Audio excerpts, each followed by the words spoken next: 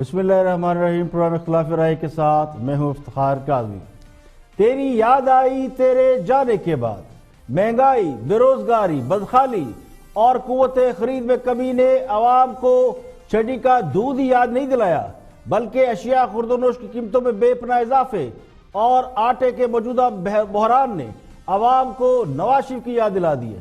لوگ پچھلے دور حکومت کو یاد کرنے لگے ہیں، کبھی آٹے کا بحران، کبھی گیس کا بحران، 10 روپے کی روٹی اور 15 روپے کا نان۔ ایک طرف تو بحرانوں کا سلسلہ جاری ہے اور دوسری طرف مہنگائی آسمان کو چھو رہی ہے۔ آٹے کی قیمتوں نے عوام کی چیخیں تو نکلوائی تھی، اب چینی کا بحران بھی سر اٹھائے کھڑا ہے۔ اب گیس قیمتوں میں 214% اضافے کی خبر ہے۔ بجلی اور گیس عام آدمی کی اوقات سے باہر ہو گئے ہیں۔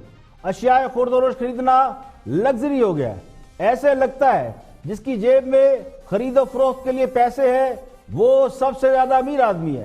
کہنے والے تو کہتے ہیں کہ ان بحرانوں کی بڑی وجہ نااہلی ہے یا بدنیتی، لیکن حقیقت یہ ہے کہ کچھ لوگ اب بھی نواز شریف کو یاد کر رہے ہیں۔ بہت ہی زیادہ مشکلاتیں ہی کھڑی کر دی، یعنی قوم کو کچھ زندہ رہنے کے لیے چھوڑیں تو صحیح۔ آج جو کام کاروبار تھے وہ چوروں کے دور میں اچھے تھے، جو چور اور لٹیرے تھے۔ یہ میں خود عمران خان کو ووٹ دیا اور گھر والوں نے سپورٹ کی، ووٹ دیے، تو آج صلہ یہ ملا کہ وہ چوروں کا دور ہمیں یاد آنے لگ گیا۔ آج جو دل میں جو نواز شریف کے لیے وہ تھا نا کہ وہ کرپٹ ہے، تو ان کے لیے جو دل میں قدورت تھی آج وہ ختم ہو گئی خان صاحب کی وجہ سے۔ اچھا ہاں، ہم آج ہمارا بھی دل کر رہا ہے کہ وہ واپس آ جائے اور شاید ہمارا کوئی کام کاج اچھا ہو جائے، ہم بھی اپنے بچوں کی روزی کو اچھے سے کما لیں۔ ایسا تو نہیں انہوں نے حوصلہ ہار دیا ہے؟ نہیں، حوصلہ کیا؟ عمران خان صاحب کہتا تھا کہ میں غریب کو اوپر لے کے جاؤں گا، وہ واقعی اوپر لے کے جا رہا، غریب کو زندہ رہنے کے قابل ہی نہیں۔ حکمران جماعت نے ہر چھوٹی سے چھوٹی بات پر جس طرح اناڑی پن یا غیر ذمہ داری کا مظاہرہ کیا ہے وہ بحرانوں کی صورت میں سامنے آ رہا ہے۔ مسائل حل کرنے کی بجائے مسائل پیدا ہو رہے ہیں۔ سب سے زیادہ متاثر کاروباری افراد ہیں۔ ایک دہاڑی دار مزدور اور ٹھیلے والے سے لے کر ایک بہت بڑے بزنس مین تک سبھی رو رہے ہیں۔ پاکستان میں رہنے والوں نے تو تبدیلی کا مزہ چکھ لیا ہے، لیکن اوورسیز پاکستانی ابھی تک تبدیلی کے بخار میں مبتلا ہے۔ تو لگتا یوں ہے کہ 1.5-2 سال بعد بھی حکومت کرنے کے بعد حکمران جماعت نے کچھ نہیں سیکھا۔ عوام کے پیسوں سے ٹریننگ حاصل کرنے کا تجربہ بھی بالآخر ناکام ہو رہا ہے۔ سوچا یہ گیا تھا کہ چلے نا تجربہ کار لوگ ہیں، عوام کے ٹیکس کے پیسوں سے تجربہ ہی حاصل کر لیں گے اور پھر عوام کی خدمت کریں گے، لیکن یہاں معاملہ بالکل الٹا ہے۔ جو سبق کل ہمیں پڑھاتے تھے آج وہ اپنا سبق بھی بھول چکے ہیں، اور جیسے جیسے وقت گزرتا جا رہا ہے یہ تاثر مضبوط ہو رہا ہے کہ وہ لوگ جن کے بارے میں کہا جاتا تھا کہ وہ پڑھے لکھے اور سمجھدار لوگ ہیں، آج کی دنیا کے لوگ ہیں، وہ حکومت میں آ کر سیکھنے اور ڈلیور کرنے کی بجائے اسے بھولتے جا رہے ہیں۔ لرن کرنے کی بجائے ان لرن کرتے جا رہے ہیں۔ وہ بجائے سیکھنے کے رٹا رٹایا سبق بھی بھولتے جا رہے ہیں کہ انہوں نے کیا کیا منصوبے بنائے تھے، کون کون سے خیالی پلاؤ پکائے تھے، عوام کو کتنے سہانے خواب دکھائے تھے۔ بہت سے لوگ وقت گزرنے کے ساتھ ساتھ لرن کرتے ہیں، سیکھتے ہیں، لیکن حکمران جماعت اس کے برعکس اسے بھولتی جا رہی ہے۔ جو لوگ چھوٹے چھوٹے مسائل حل نہیں کر سکتے، اسے جب بھی وہ مسائل سامنے آتے ہیں اس کے برعکس بحران پیدا کرتے ہیں، تو ان کی قابلیت پر سوال اور زیادہ بڑا ہو جاتا ہے۔ ابھی آرمی چیف کی تقرری کا مسئلہ آیا تھا اور ایکسٹینشن کے معاملے پر قانون سازی کا مسئلہ آیا تھا، اس پر بھی بحران کھڑا ہوا۔ پھر آٹے کا بحران چل رہا ہے اور پوری حکومت اب یہ مل کر شور مچا رہی ہے کہ گندم وافر مقدار میں موجود ہے، بحران خود ساختہ ہے۔ تو ایک طرف حکومت کے وزراء یہ شور مچاتے رہے کہ گندم موجود ہے اور بحران خود ساختہ ہے، لیکن جہانگیر ترین صاحب نے 3 لاکھ ٹن گندم درآمد کرنے کا اعلان کر دیا۔ جہانگیر ترین نہ وزیر ہیں، نہ مشیر ہیں، نہ پارٹی کے عہدیدار ہیں، لیکن عوام کو آٹے چینی کی قلت اور فراہمی کے ذمہ دار کیوں ہیں؟ پھر انہی کی تجویز پر آج اقتصادی رابطہ کمیٹی نے 3 لاکھ ٹن گندم منگانے کی یعنی درآمد کرنے کی منظوری دے دی ہے۔ اور اطلاعات یہ ہے کہ ہمارے پاس گندم وافر مقدار میں موجود تھی، ہم نے افغانستان کو ڈالروں میں بیچ دی اور اپنی گندم بیچ کر اب باہر سے گندم منگائی جا رہی ہے، یعنی گندم بیچی پیسہ کمایا، اب گندم خریدی جائے گی اس میں سے بھی پیسے کمائے جائیں گے۔ آٹے کے بعد اب چینی کا بحران بھی سر اٹھا رہا ہے. چینی 5 روپے فی کلو مہنگی کر دی گئی ہے. کرشنگ سیزن جاری ہونے کے باوجود 100 کلو چینی کی بوری 500 روپے مہنگی ہوئی ہے. اب بوری کی قیمت 6,860 روپے سے بڑھ کر 7,340 روپے کر دی گئی ہے اور چینی مارکیٹ میں ہول سیل پر 75 اور پرچون میں 80 روپے کلو تک فروخت ہو رہی ہے. اس بات کا خدشہ ظاہر کیا جا رہا ہے کہ اگلے چند روز میں چینی کا کارٹل بھی مارکیٹ کے اندر ان ہو جائے گا اور بحران پیدا کرے گا اور قیمت بھی بڑھ سکتی ہے. اب ذخیرہ اندوزی سے ناجائز منافع خوری، ملاوٹ، گراوٹ، بحران، یہ سب سنگین جرائم ہیں. یہ پچھلی حکومتوں کی ہرگز ذمہ داری نہیں ہے. یہ ریاست کی آئینی ذمہ داری ہے کہ وہ عوام کو اشیاء ضرورت اور سہولیات زندگی ان کی قوت خرید کے مطابق وافر مقدار میں فراہم کرے. لیکن حکومت یہ ذمہ داری ادا کرنے سے قاصر ہے جو آرٹیکل 9 کی خلاف ورزی سمجھی جاتی ہے. آج پورے ملک میں آٹے کی قیمت میں بے پناہ اضافہ ہو چکا ہے، بلکہ بہت سے شہروں میں آٹا ناپید ہے. خیبر پختونخوا میں نان بھائیوں نے قیمت نہ بڑھانے پر ہڑتال کر رکھی ہے. یعنی صورتحال یہ ہے کہ گھروں میں گیس نہیں اور تندور پر روٹی نہیں تو جائے کہاں. کہنے والے تو کہتے ہیں کہ آٹا اور چینی مافیا مل کر بحران پیدا کر رہے ہیں اور قیادت کی نااہلی کا فائدہ اٹھا رہے ہیں. اس میں اربوں روپے کا منافع کمایا جا رہا ہے اور بات مدینہ کی ریاست سے شروع ہو کر اشیاء خرد و نشی کے بحران یعنی خوراک کی قلت تک آ چکی ہے. پروگرام میں اور بھی ہم موضوعات شامل ہیں، دیکھتے ہائی لائٹ. کہ بولنے سے باز نہیں آتے. ڈیوڈ روز کے بارے میں بات کر. زندگی اجیرن، اس کو اجیرن میلی آنکھ سے نہیں دیکھنا تو اہنی آنکھ سے نپٹیں گے، وسائل نے چھابر کر دیں گے. Total drama. وہ تم نے پوری پولیس لاہور کی وہاں انگیج کی جاتی عمرے پہ، اب سکون ہے، جھاڑو پھیرا ہوا ہے تو تمہارا کچھ نہیں کو کاٹ کے لے گیا. بالکل تیار ہے. میں آپ کو بات بتا دوں کہ وزیر اعظم کی جو سوچ ہے اس بارے میں بڑی واضح ہے اور اگر اپوزیشن کی طرف سے ذرا سا بھی ایک اشارہ ہوتا ہے ہم تیار ہیں بات چیت کے لیے.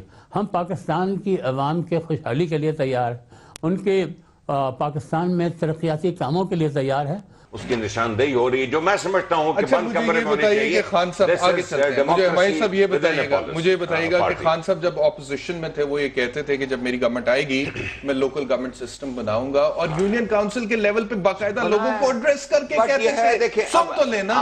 وہ کہتے تھے آپ اپنے مسائل خود حل کریں گے، آپ کا فنڈ آپ کو دیں گے، آپ اپنے سکول بنائیں گے، اپنے ہسپتال بنائیں گے، اپنے تھانوں کو، پٹوار خانوں کو، کچہری کو بہتر کریں گے. بہت ہی زیادہ مشکلاتیں ہی کھڑی کر دی. یعنی قوم کو کچھ زندہ رہنے کے لیے چھوڑیں تو صحیح. آج جو کام کاروبار تھے وہ چوروں کے دور میں اچھے تھے، جو چور اور لٹیرے تھے. یہ میں خود عمران خان کو ووٹ دیا اور گھر والوں نے سپورٹ کی، ووٹ دیے تو آج صلہ یہ ملا کہ وہ چوروں کا دور ہمیں یاد آنے لگ گیا. آج جو دل میں جو نواز شریف کے لیے وہ تھا نا کہ وہ کرپٹ ہے. یہ جو ہے آپ سمجھتے ہیں کہ حکومت کی کہیں نہ کہیں کوئی سیاسی طور پہ کمزوری کا فائدہ اٹھا رہے ہیں، کوئی حکومت بیک فٹ پہ چلی گئی اس لیے فائدہ اٹھا رہے ہیں؟ حکومت نے بہت معمولی سیٹوں سے گورنمنٹ بنائی ہے اور عمران خان نے کسی گروپ کو نہیں توڑا. اگر میں عمران خان کی جگہ ہوتا تو سب سے پہلے میں نون میں ایک گروپ بناتا. سر وہ کہتے توڑنے کی کوشش کی، بن نہیں پایا. نہیں، میں نہیں مانتا اس بات کو. شہباز شریف صاحب بھی بالکل باقاعدہ عدالتوں کے ذریعے گئے ہیں. کچھ جو ان کے نوجوان ہنرمند ہیں وہ تو عدالتوں کی اجازت کے بغیر ہی انہوں نے خود ہی پھرتی دکھائی اور وہاں پہنچ گئے. اسحاق ڈار صاحب جو ہیں وہ شاید خاقان عباسی کے جہاز میں وہ جا رہے تھے کسی میٹنگ میں وسطی ایشیا میں، اسحاق ڈار نے چھلانگ لگا کے جہاز میں بیٹھ گئے. اور اس کی بڑی وجہ یہ ہے کہ اکانومی جو ہے، جو مین ایشو ہے، جو کامن آدمی جس سے گزر رہا ہے، اس میں ہماری پرفارمنس ابھی اس سطح پر نہیں جو ہونی چاہیے. عمران خان بے انتہا محنت کر رہے ہیں. اس لیے نہیں کہ میں اس کا وزیر ہوں، میں 8ویں دفعہ وزیر بنا ہوں، وزارت کوئی. اور آگے بڑھتے ہوئے سلسلے بات کرتے ہیں. پرائم منسٹر کے مشیر نعیم الحق نے اپوزیشن کو مذاکرات کی آفر کیا اور یہ آفر انہوں نے خان صاحب کی طرف سے کیا. کیا کہا ہے نیا پاکستان میں نعیم الحق نے؟ دیکھتے ہیں، واچ دس. صاحب یہ آپ کی یہ سوچ آپ کی تو ہو سکتی ہے لیکن کیا یہ سوچ وزیر اعظم کی بھی ہے؟ کیونکہ وزیر اعظم تو ان کو کرپٹ کہتے ہیں، چور اور ڈاکو کہتے ہیں. تو کیا ان کے ساتھ وہ آگے بڑھنے کے لیے تیار ہیں؟ ان کے ساتھ وہ تمام فلاحی اور ڈیولپمنٹ کے کام کرنے کے لیے تیار ہیں؟ بالکل تیار ہے. میں آپ کو بات بتا دوں کہ وزیر اعظم کی جو سوچ ہے اس بارے میں بڑی واضح ہے، اور اگر اپوزیشن کی طرف سے ذرا سا بھی ایک اشارہ ہوتا ہے، ہم تیار ہیں بات چیت کے لیے، ہم پاکستان کی عوام کے خوشحالی کے لیے تیار ہیں، ان کے پاکستان میں ترقیاتی کاموں کے لیے تیار ہیں، اور اس میں ہم بالکل پیچھے نہیں ہٹیں گے۔ تو میں دوبارہ اپیل کرتا ہوں اپوزیشن سے، اور میرے رابطے رہے ہیں تمام سینئر لیڈر سے، جو میری ذمہ داری تھی، جس میں اپنے پرویز الہی صاحب بھی ہیں، چودھری شجاعت سے بھی میٹنگ رہی ہے میری، اور لیڈر سے رہی ہے، اور مجھے پتا ہے کہ وزیر اعظم کی سوچ کیا ہے، اور مجھے یقین ہے کہ اگر ان اپوزیشن کی جانب سے ایک نیک نیتی کا مظاہرہ کیا جائے تو میں سمجھتا ہوں کہ پاکستان کے لیے ترقی کی تمام اب آپ کہہ رہے ہیں بڑی دیر کی مہرباں آتے آتے خان صاحب اپوزیشن کے ساتھ بیٹھنے پر راضی ہو گئے، اور اب اپوزیشن کو یہ آفر کی جا رہی ہے کہ حکومت ان سے ہر قسم کے معاملات پر بات چیت کرنے کے لیے تیار ہے۔ آج جب اپوزیشن یہ سمجھ رہی ہے کہ حکومت کے پاس وقت کم ہے، وہ مشکلات کا شکار ہے، تو ان حالات میں کون حکومت بچانے کے لیے اپنا کندھا استعمال کرنے کی اجازت دے گا؟ حکومت کی جانب سے اپوزیشن سے مل بیٹھنے کی بات یا آفر سمجھ میں تو آتی ہے کہ اب معاملات وہ نہیں رہے، بلکہ بہت حد تک معاملات بدل چکے ہیں۔ اب تو ان ہاؤس تبدیلی یا مڈ ٹرم انتخابات کی باتیں ہو رہی ہیں، تو ان حالات میں اپوزیشن کیوں حکومت کے ساتھ بیٹھے گی؟ حکومت کے ساتھ اپوزیشن کے بیٹھنے کا مطلب حکومت کو آکسیجن فراہم کرنا ہوگا، اور سوال یہ ہے کہ اگر حکومت اپوزیشن کے ساتھ مل کر آگے بڑھنے کو تیار ہے، اسے آفر کر رہی ہے، تو پھر اس کے لیے اپوزیشن کی طرف سے پیشکش کا انتظار کیوں کیا جا رہا ہے؟ اپوزیشن سے یہ کیوں کہا جا رہا ہے کہ وہ آگے آئے، خود خان صاحب اسمبلی میں جائیں اور اپوزیشن کے ساتھ ہاتھ ملائیں؟ لیکن اس میں بھی ان کی انا اڑ آ جاتی ہے۔ تو ابھی تو یہ کوشش کی جا رہی ہے اس آفر کے ذریعے جو نئی ملک نے کی ہے کہ یہ بتایا جائے کہ حکومت کا ویٹ اب بھی زیادہ ہے۔ تو میرا نہیں خیال کہ اپوزیشن اس وقت حکومت کی اس پیشکش کا فائدہ اٹھائے گی یا کوئی مثبت جواب دے گی۔ اگر یہی کام خان صاحب کو 6-8 مہینے پہلے کر لیتے، جو ہم کہہ رہے تھے کہ اپوزیشن کے ساتھ بیٹھ جائیں اور اپنے منشور کو لے کے آگے چلیں، عوام کے لیے کام کریں، تو حالات مختلف ہوتے۔ آج حکومت کی پیشکش کا مطلب اس کے سوا کچھ نہیں سمجھا جائے گا کہ حکومت اس حد تک کمزور ہو گئی ہے کہ اب اپوزیشن سے ریسکیو مانگ رہی ہے۔ یہاں پہ لیں گے ایک بریک، اور بریک کے بعد واپس آئیں گے اور بھی ہم موضوعات آپ کے ساتھ شیئر کریں گے، ہمارے ساتھ ہوئیے گا۔ ویلکم بیک، آپ دیکھ رہے ہیں پروگرام اختلاف رائے اور میں افتخار کاظمی۔ بریک کے بعد حاضر خدمت ہے، آگے بڑھتے ہیں اور گفتگو کر رہے ہیں شیخ رشید مسٹر ریلوے، اور کچھ اہم باتیں، کچھ اہم موضوعات شیخ رشید صاحب کے پاس کوئی نہ کوئی خبر بھی ہوتی ہے، دیکھتے ہیں کہ شیخ رشید کیا فرماتے ہیں۔ لیٹ کر گئے آپ سمجھتے ہیں مولانا صاحب اس معاملے کو، لیکن ابھی میں دوبارہ اس اتحادی والے ایشو پہ اس لیے آنا چاہتی ہوں کیونکہ ابھی یہ معاملہ حل نہیں ہوا۔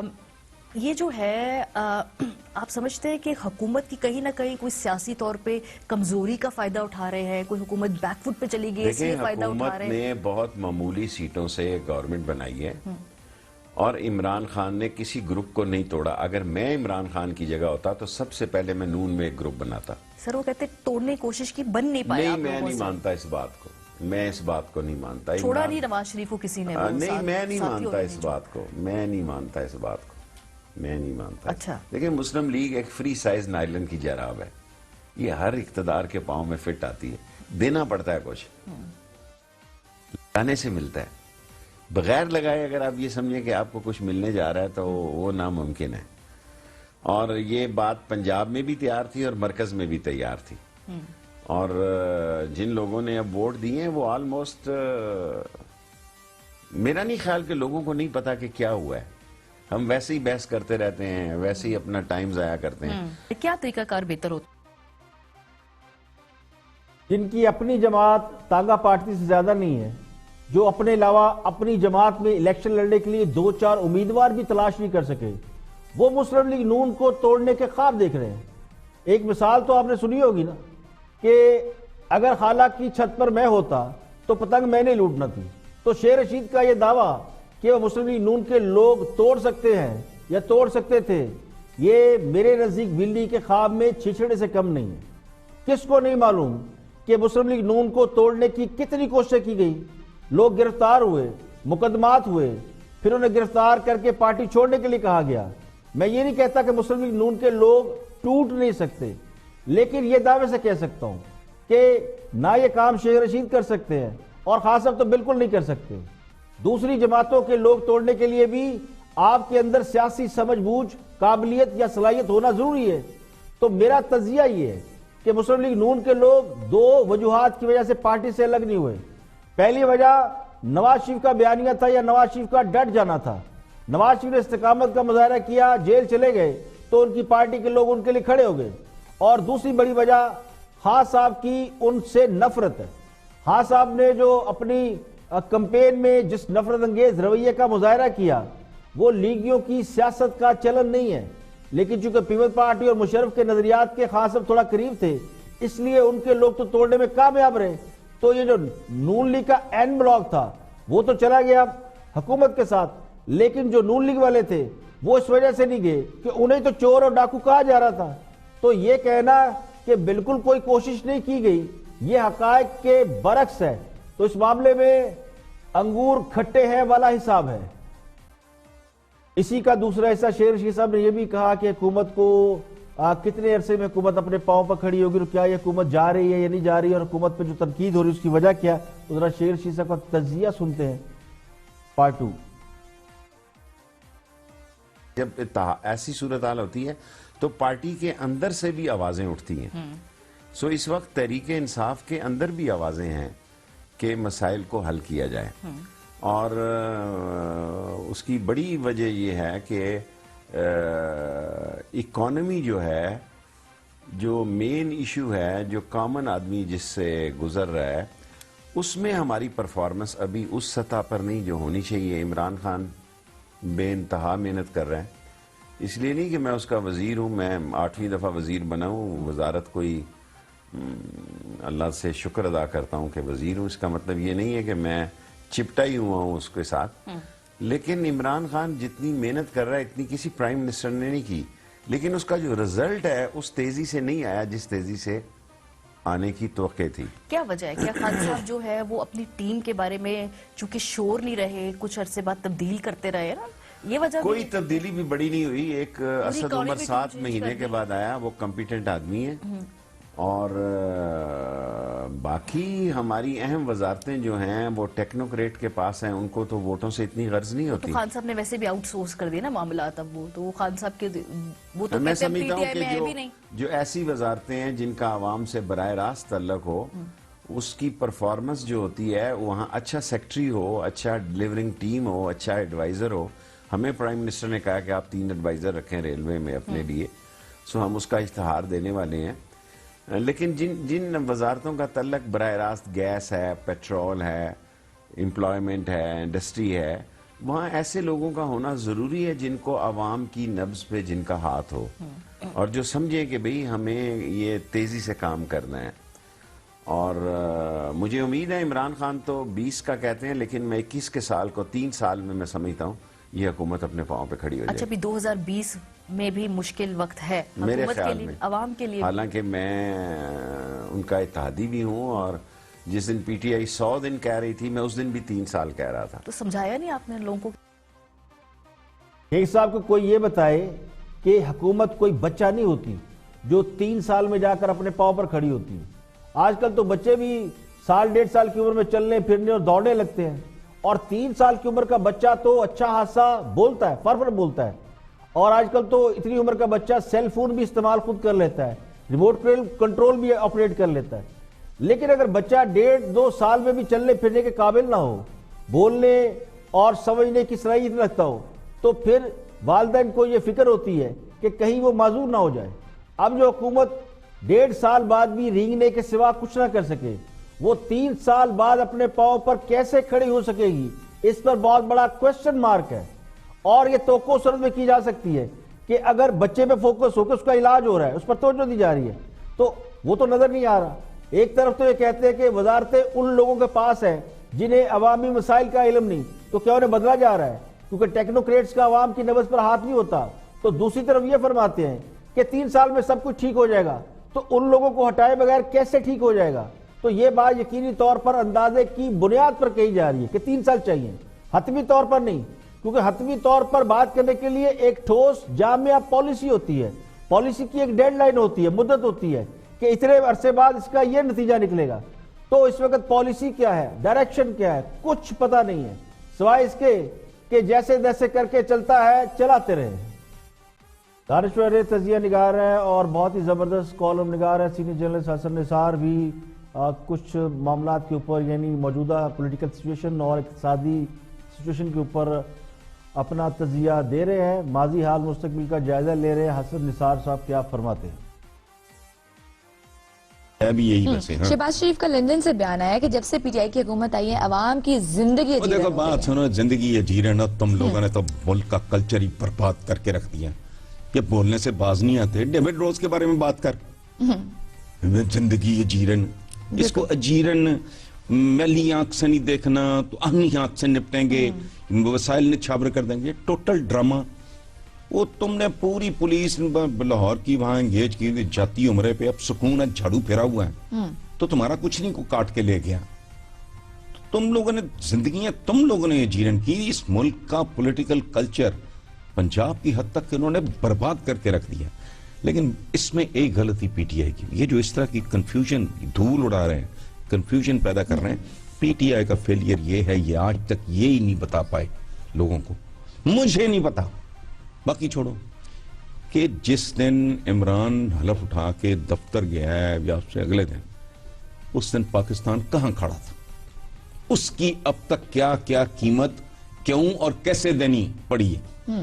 یہ جھک مار رہے ہیں ان کے، نہ ان کو کمیونیکیشن کی سینس ہے، نہ ان کو میسیجنگ کی سینس ہے.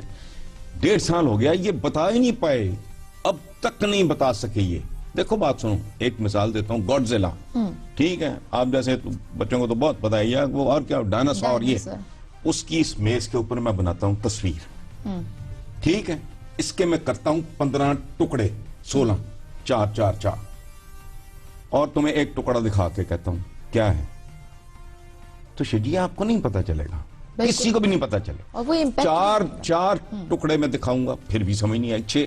وہ ترتیب سے لگاؤ کو، یہ ہے گاڈزیلا، یہ ہے ڈائناسور، یہ کر کے گئے ہیں. وہ تصویر رکھو آگے پوری، ہاں پوری تصویر رکھو. ایک ہی بات، یہ جو چپڑ چپڑ کر رہے ہیں وہاں بیٹھ کے، یہ کر گئے ہیں اس ملک کے ساتھ. جس دن میں آیا تھا یہ ملک یہاں کھڑا تھا، یہ صورتحال ہو، یہ اس طرح ہمیں ان کے ان کرتوتوں کی یہ قیمت دینی پڑی.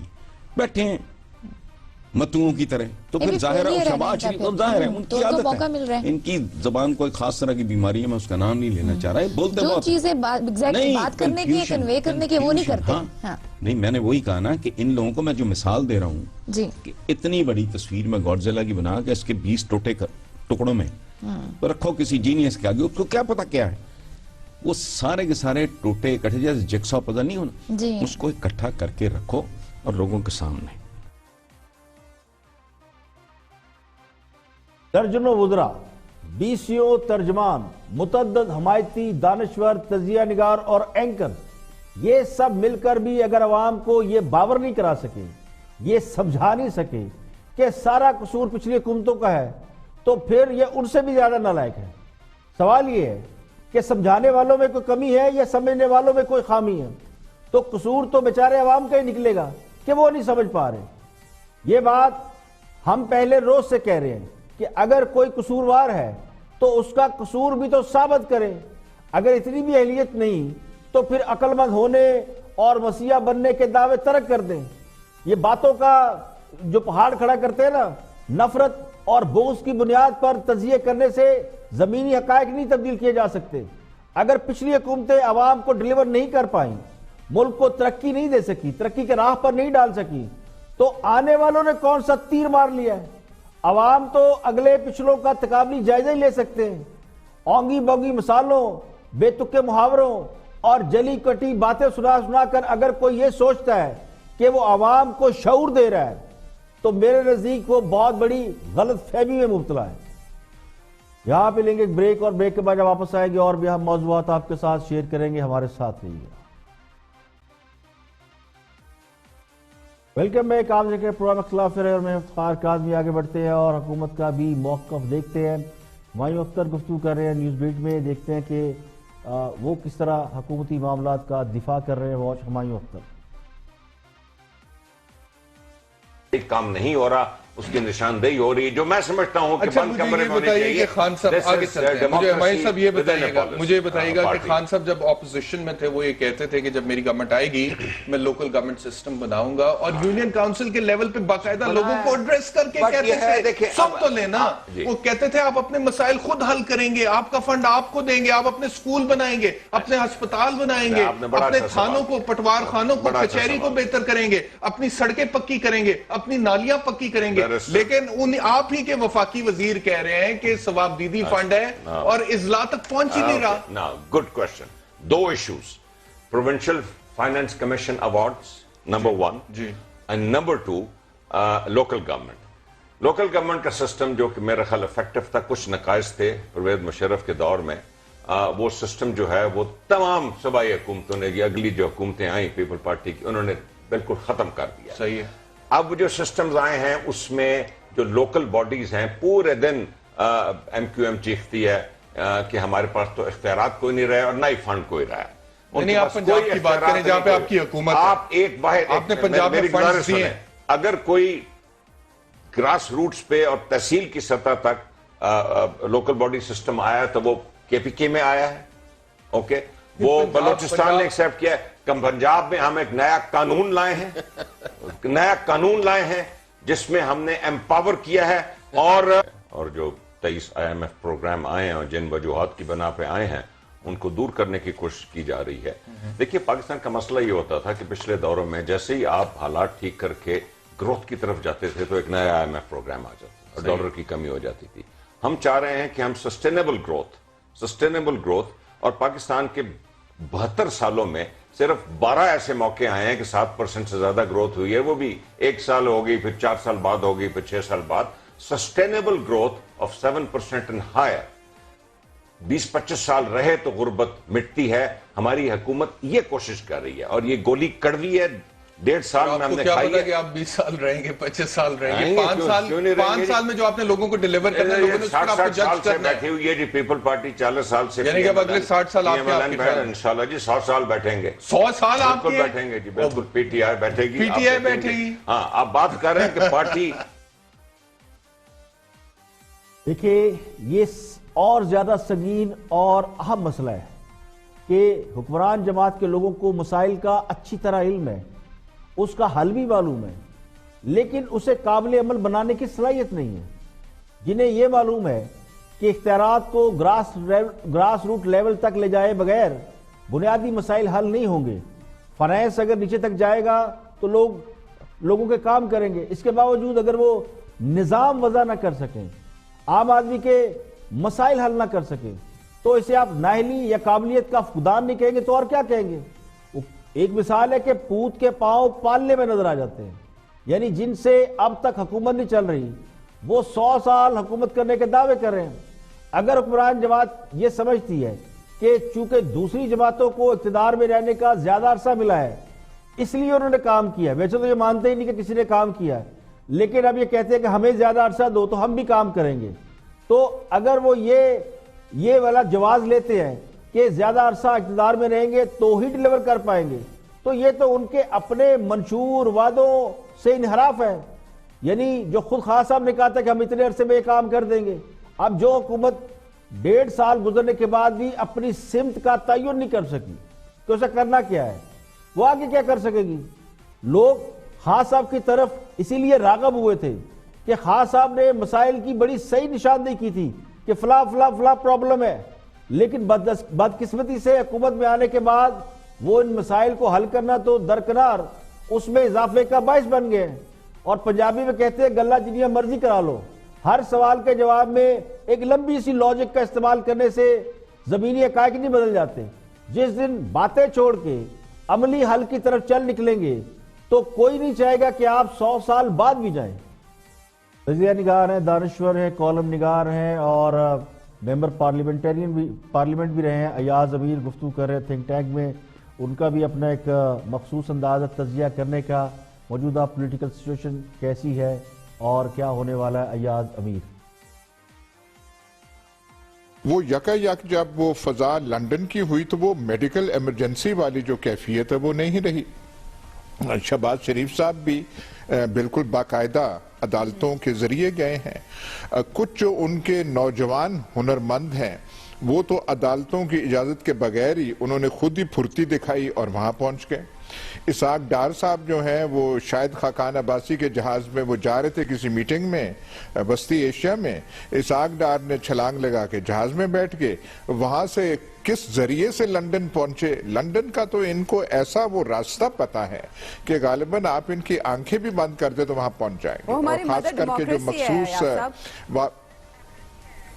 جی ہاں اسی لیے آپ کو یہ دھڑکا رہتا ہے یہ یہاں پہ کہ یہ نون لیگ کا کیا. نون لیگ اس وقت نہیں آئیں گے. آپ کہہ رہے ہیں کہ وہ وہاں لندن بورن ہو گئے ہیں, ایسا نہیں ہے, وہ واپس بھی آئیں گے.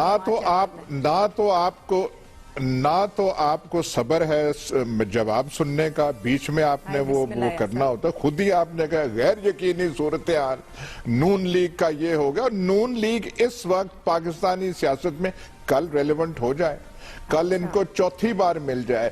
فی الحال irrelevant ہے. فی الحال ریلیونٹ پنجاب میں عثمان بزدار ہے. بشک آپ ان کو آپ جو مرضی آپ روز کہتے ہیں, روز کھاتا ان کا آپ کھول دیں کہ عثمان بزدار کا یہ ہو گیا, عمران خان کا کہیں انکمپٹنٹ ہے, یہ ہے وہ ہے فلانا ہے. فی الحال وہ بیٹھے ہوئے ہیں اور مزے سے بیٹھے ہوئے ہیں. آٹے کا بحران ہے, فلانا ہے, وہ اور چیزیں ہیں. لیکن نون لیگ جو ہے بالکل irrelevant ہے اس وقت. وہ تو یہاں سے کوچ کر گئے ہیں. مطلب ہے کہ جہاں پہ انہیں محاذ سنبھالنا چاہیے تھا, بھائی عثمان بزدار کے خلاف یہاں کھڑے ہوں, عمران خان کے خلاف کھڑے ہوں, موومنٹ لیڈ کریں. مولانا فضل الرحمان کیوں اس خلا کو پر کر رہا ہے؟ ان کی یہ اتنے لائق لوگ ہیں, ان کی وجہ سے مولانا فضل الرحمان آئے. کیونکہ اور پورے افق میں کبھی وہ مولوی سراج الحق جو ہیں وہ کبھی کچھ بول پڑتے ہیں, اس سے زیادہ مولانا فضل الرحمان. یہ سارے کے سارے کوچ کر کے بیٹھے ہوئے ہیں. لیکن آپ کا جو ہے وہ دھڑکا لگا رہتا ہے آپ کو ہر 8ویں دن کہ نون لیگ کا کیا ہو رہا ہے. نون لیگ اس وقت irrelevant ہے. دیکھیں سیاست میں اگر بہت زیادہ بیان بازی ہو, لوگ چیخ کے بول رہے ہو, تو یہ کمزوری بھی ظاہر کرتی ہے, یا پھر خود کو طاقتور اور ریلیونٹ ظاہر کرنے کی کوشش ہوتا ہے. یعنی جو بول رہا ہے وہ بتاتا ہے کہ میں ہوں. لیکن جب خاموشی ہو جائے تو اس کا مطلب یہ کہ کچھ نہ کچھ ہونے والا ہے. اور میرا گمان یہ ہے کہ خاموشی کسی تبدیلی کا پیش خیمہ ہو سکتی ہے. اگر کچھ مل نہ رہا ہو, اگر آپ کو کوئی سپیس نہ مل رہی ہو, اگر آپ کے ساتھ زیادتی ہو رہی ہو, تو شور مچایا جاتا ہے. کچھ لوگ روزانہ کی بنیاد پر نون لیگ کو کبھی ریلیونٹ کرتے ہیں اور کبھی ان ریلیونٹ کرتے ہیں. نہ کوئی ایک دن میں ریلیونٹ ہوتا ہے, نہ کوئی ایک آدھ دن خاموش رہنے سے ان ریلیونٹ ہو سکتا ہے. کیونکہ سیاست میں جو اصل کھیل ہوتا ہے وہ حالات و واقعات اور ٹائمنگ کا ہوتا ہے.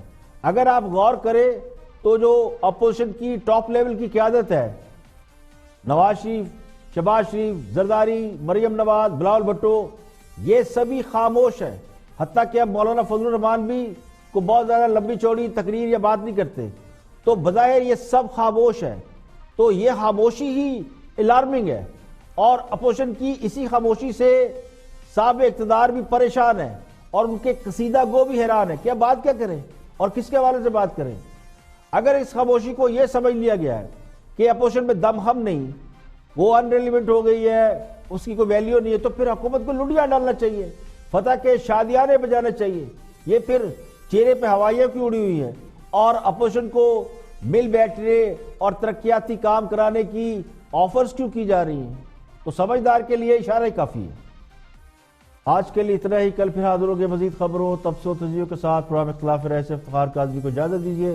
اپنے فیڈ بیک سے آپ ہمیں ضرور آگاہ کیجیے گا. سوشل میڈیا پر ہمارے پیجز موجود ہیں, فیس بک, یوٹیوب پر, اور وہاں یہ پروگرام بھی آپ دے سکتے ہیں. کل تک کے لیے اجازت دیجیے. اپنا بہت بہت خیال رکھیے.